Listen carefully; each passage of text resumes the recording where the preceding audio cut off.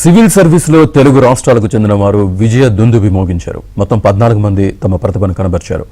ఎన్నడూ లేనంతగా ఈసారి పెద్ద సంఖ్యలో సివిల్స్కు ఎంపిక కావడం గర్వంగా ఉందన్నారు సిఎస్బి ఐఏఎస్ అకాడమీ అధినేత బాలలత. ఆదిలాబాద్కు చెందిన రాజ్ కుమార్ చౌహాన్ 703వ ర్యాంక్ సాధించగా, ఖమ్మంకు చెందిన సాయి అలేఖ్య 938వ ర్యాంక్, ఏపీకి చెందిన హనిత వేములపాటికి 887వ ర్యాంక్ సాధించినట్లు ఆమె వెల్లడించారు.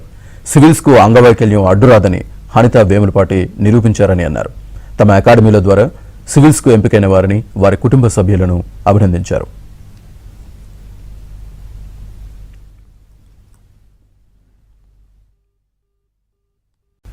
సివిల్ సర్వీస్లో తెలుగు రాష్ట్రాలకు చెందిన వారు విజయ దుందుబి మోగించారు. మొత్తం 14 మంది తమ ప్రతిభను కనబర్చారు.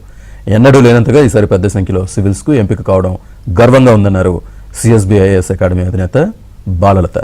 ఆదిలాబాద్కు చెందిన రాజ్ కుమార్ చౌహాన్ 703వ ర్యాంక్ సాధించగా, ఖమ్మంకు చెందిన సాయి అలేఖ్య 938వ ర్యాంక్, ఏపీకి చెందిన హనిత వేములపాటికి 887వ ర్యాంక్ సాధించినట్లు ఆమె వెల్లడించారు. సివిల్స్కు అంగవైకల్యం అడ్డురాదని హనిత వేములపాటి నిరూపించారని అన్నారు.